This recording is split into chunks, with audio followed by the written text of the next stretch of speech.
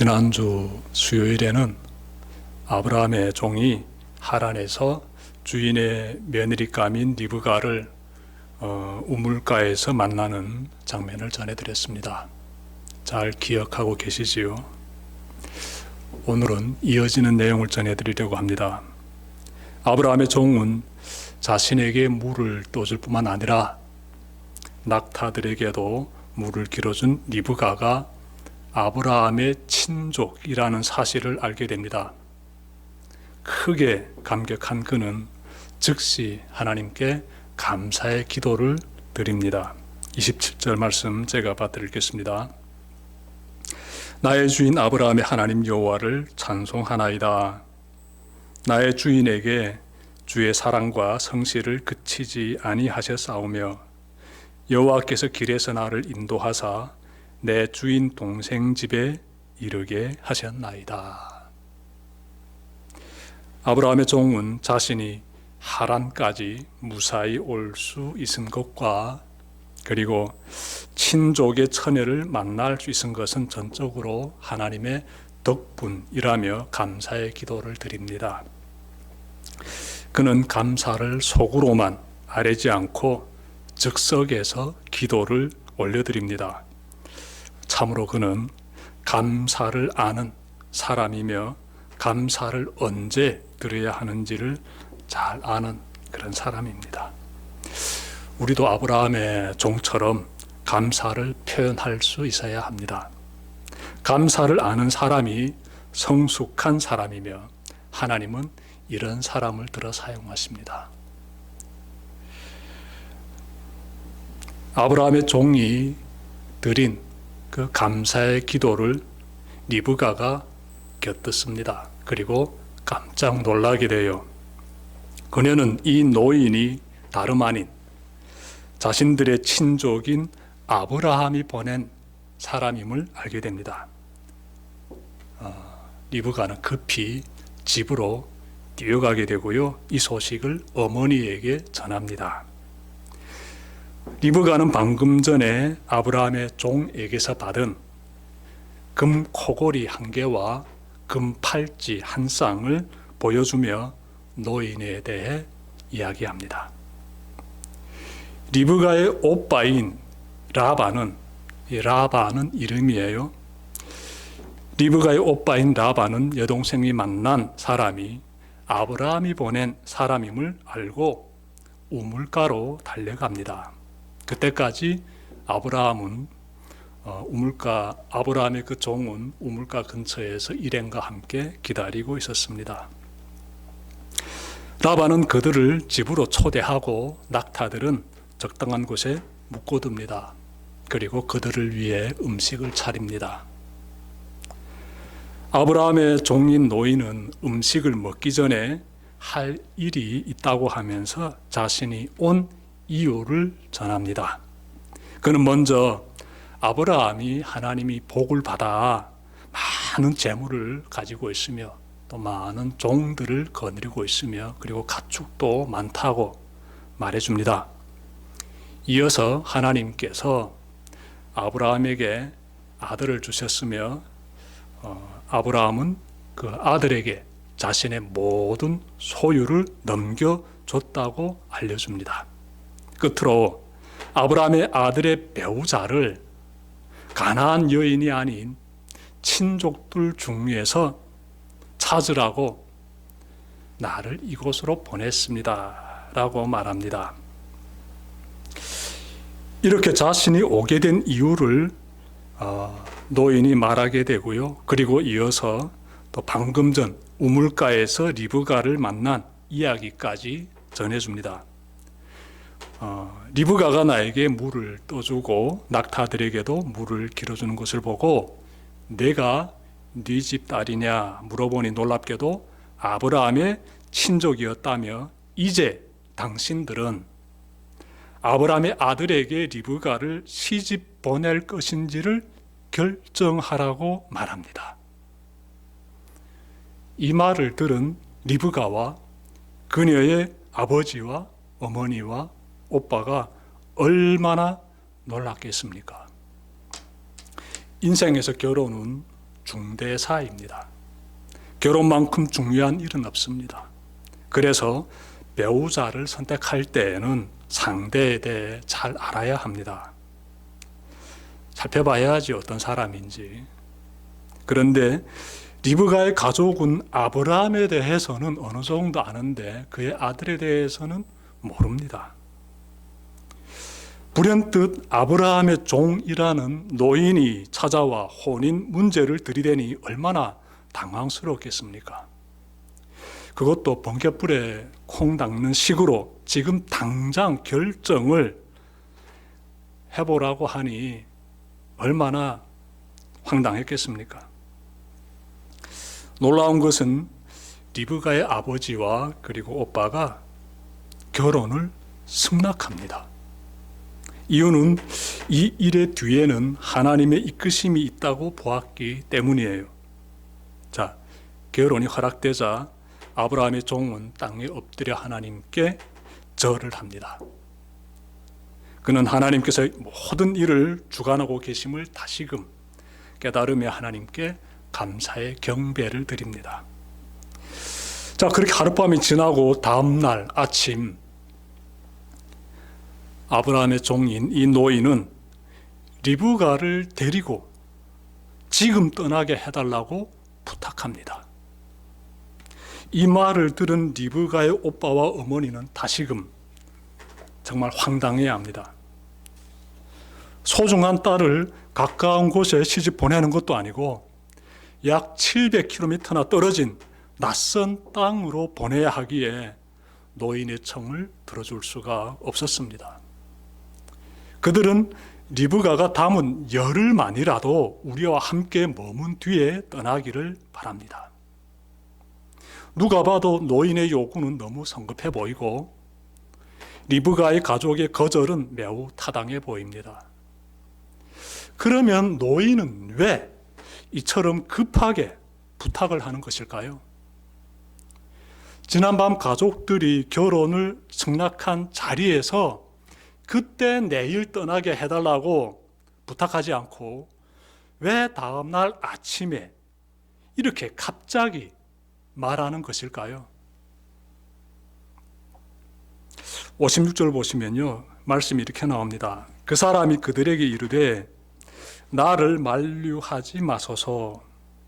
여호와께서 내게 형통한 길을 주셨으니 나를 보내어 내 주인에게로 돌아가게 하소서. 네, 아브라함의 종이 하는 말인데요.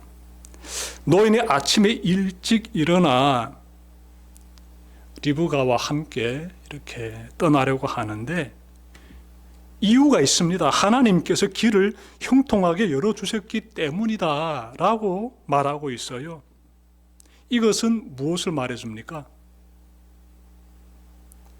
노인은 지난밤 만사시름 다 내려놓고 푹 잠을 잔 것이 아니라 자신이 앞으로 어떻게 해야 되는지를 생각했던 거예요. 하나님께 기도드린 것이지요. 하나님, 제가 앞으로 어떻게 해야 할까요? 하나님의 뜻을 구했던 것입니다. 노인은 인간의 삶에 대해 알아도 너무나 잘 알고 있는 지혜로운 사람이에요. 그는 리브가를 데려가려면 적어도 며칠은 이 집에서 머물러야 함을 충분히 잘 알고 있었을 것입니다. 그렇게 하는 것이 딸을 데려가는 사람의 도리이자 세상의 상식임을 노인은 잘 알았을 것입니다. 한편 그는 이제부터 한동안 이 집에서 머물며 그동안의 정신적, 육체적 피로도 잘 풀고 좋은 대접도 받게 될 것임을 예상했을 것입니다. 딸을 가진 집이라면 딸이 시집에서 좋은 대우받기를 바라며 시댁에서 보낸 사람들을 정성껏 대접하기 마련이에요. 그러니 아브라함의 종으로서는 쉽지 않은 휴식과 그 다음에 충전할 수 있는 그러한 좋은 시간을 갖게 된 셈이에요. 노인의 몸으로 한 달 가까이 여행했으므로 푹 쉬고 떠나는 것이 여러모로 필요해 보입니다. 자, 그런데 아브라함의 종은 이러한 생각에 빠져 있지 않습니다. 그는 과연 이렇게 머무는 것이 하나님의 뜻인지 알기를 원했어요. 그는 세상의 상식을 따르기에 앞서 하나님의 뜻을 구했습니다. 그리하였기에 아침에 일어나자 갑자기 떠나겠다고 말한 것이에요. 그는 하루도 지체하지 않고 지금 리브가를 데리고 출발하는 것이 하나님의 뜻임을 깨달았던 것입니다. 아브라함의 종은 세상의 상식을 물리치고 하나님의 뜻을 따릅니다. 귀한 모습이에요. 성경에 등장하는 믿음의 사람들에게서도 이런 모습이 발견되고 있습니다. 몇 사람만 찾아볼까요? 여러분들이 잘 아는 이 아브라함을 보십시오. 이 믿음의 조상 아브라함을 한번 보십시오, 여러분. 하나님께서 그에게 아들을 번제물로 바치라고 말씀하시자 아브라함이 어떤 선택을 합니까? 세상의 상식으로는요, 100세에 얻은 외아들을 희생제물로 바칠 수 없습니다. 하지만 그는 하나님의 말씀에 순종하여 번제제물로 바치려고 합니다. 선지자 호세아를 보십시오. 하나님께서 그에게 음란한 여성과 결혼하라고 말씀하시자 기꺼이 순종합니다. 세상의 상식으로는 내릴 수 없는 결정을 합니다. 요셉도 마찬가지지요. 그는 약혼녀가 임신한 사실을 알게 되자 조용히 파혼하려고 합니다. 그때 천사가 나타나 파혼하지 말라고 지시하자 요셉은 순종합니다. 이들 외에도 성경에는 세상의 상식을 떠나 하나님의 뜻을 따르는 여러 사람이 나오는데 한 사람만 더 찾아봅시다. 그는 다름 아닌 리브가입니다. 리브가. 아브라함의 종이 아침에 갑자기 떠나자고 하자 리브가의 오빠와 그리고 어머니는 이를 거절했습니다. 며칠이라도 머물게 한 뒤 떠나라고 요구했습니다.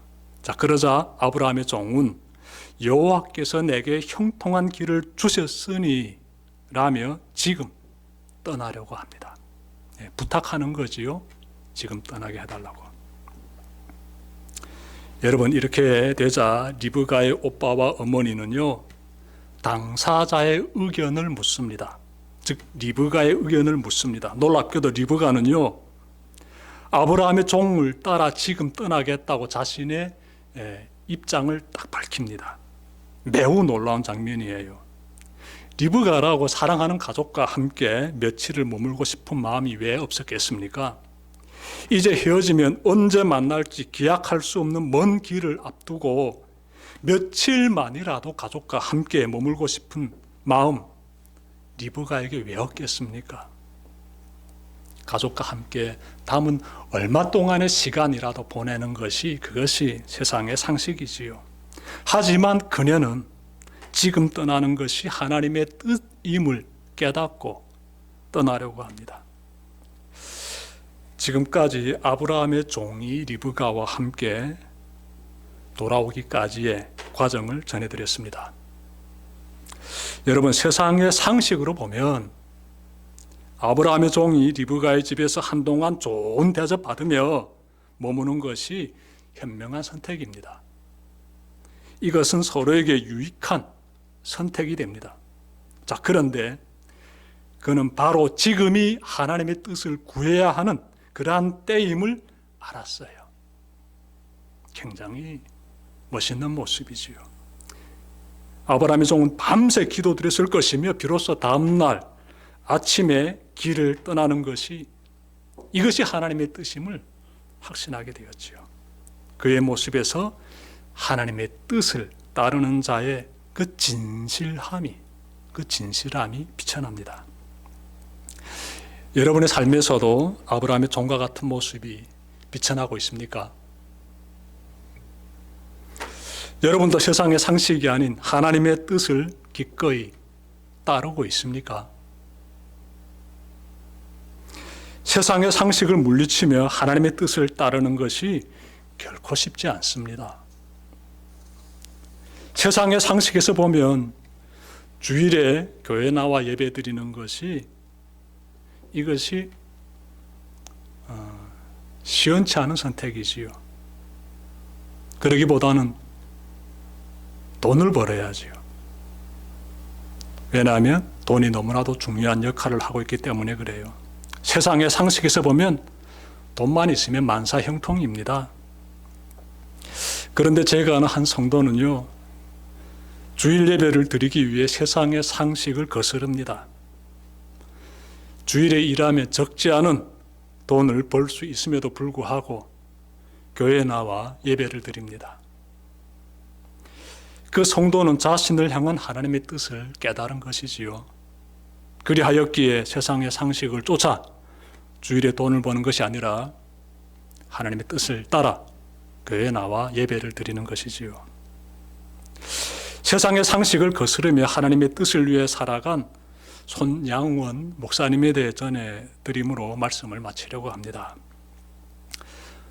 손양원 목사님은 일제강점기 때 신사 참배를 반대하다가 감옥에 갇혀 모진 고초를 겪었습니다. 해방 후에 그는 1948년 10월에 있은 여순 사건 때 좌익 학생에 의해 두 아들을 잃습니다. 그는 자신의 아들들을 죽인 범인이 국군에 의해 총살당한다는 상황을 알게 되자 그 사람을 양아들로 삼습니다. 그리고 그에게 예수 그리스도를 전합니다. 6.25 전쟁이 터지자 목사님은 피난길에 오르지 않고 나병 환자들을 계속하여 섬깁니다. 그러다가 북한 인민군에게 붙잡혀 끝내 순교했습니다. 손양원 목사님의 삶은 세상의 상식을 완전히 거스른 삶이기에 우리는 그분을 사랑의 원자탄으로 기억하고 있습니다. 여러분, 지금 세상의 상식만을 쫓으면서 세상의 상식만을 쫓으면서 그렇게 살고 있지는 않습니까? 아니면 하나님의 뜻이라면 세상의 상식을 과감히 거스르면서 그렇게 훌륭한 신앙의 삶을 살아가고 있습니까? 기도드립시다.